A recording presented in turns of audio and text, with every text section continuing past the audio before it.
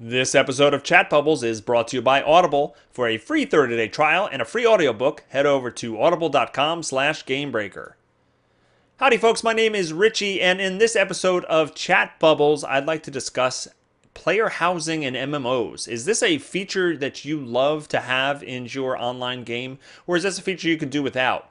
I want to know, like, what is it about MMO player housing that kind of draws you to it? What are the good things about it? What are the bad things about it? It's kind of funny when I look back on all the games that I played. I seem to have avoided MMO housing in all the games I played. I played Ultima Online is really the only game that I can recall player housing being like a major feature of, and it wasn't a great experience for me. I never got to the point where I could have a house of my own. And I just remember there being like rows and rows of houses outside of the major cities. And it kind of looked weird, right? It looked awkward just having houses as far as you could see. But it was also kind of like death row. You'd leave a city and other players could just kill you on the way, and they'd just be like standing outside these houses and waiting for players to come out like me and just killing me. So my first experience with player housing wasn't that great. Now, after that, I went on to EverQuest, which didn't have player housing, at least when I was in it, and I played World of Warcraft for lots of years, and that doesn't have player housing. And it's interesting because Blizzard had said multiple times that if they ever did player housing, they wanted to wait until they figured out a way for it to work for their game. They wanted to do it right, and they were kind of nervous about, maybe nervous is not the right word, but they were hesitant because they didn't want to segregate the population. They didn't want to have all these instance areas where players hung out, and so that, you know, the open world kind of felt empty,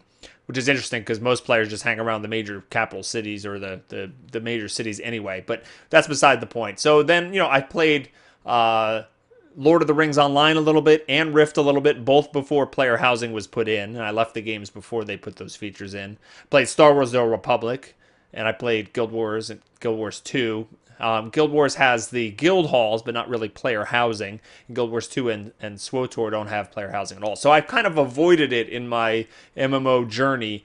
But I see things like Rift's Dimensions and upcoming player housing in WildStar, and these look like really robust features with a lot of customization options, really polished tools that give a lot of creativity in the hands of the players to kind of create these really astonishing creations. And it kind of makes me wonder, is this just a feature that I don't feel like I want or need because I haven't experienced a good one, or is this truly just a feature that I don't need in my MMOs? And I'm kind of thinking it's probably the former, that if there was a game I was playing that really, I plan on playing WildStar a bit when it comes out. If the player housing is really fun and stuff like that, maybe that's something I'll look forward to having from then on in an MMO. So what is it about player housing, for those of you who have experienced it and enjoy it? What is it about player housing that actually draws you towards a game? What are some of the good features about it? What are some of the things that are bad about it? Are there ways to do it wrong?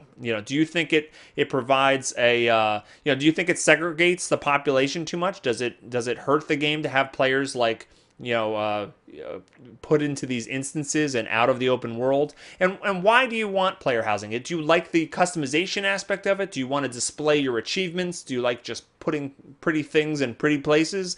Or is it more that you want to have a meeting place for you and your friends that's a little bit private, or for your guildmates and stuff like that? So let me know in the comments below, and don't forget to stay tuned into Gamebreaker for all your video game news. I'll take care of everybody, and I hope everybody has a great day.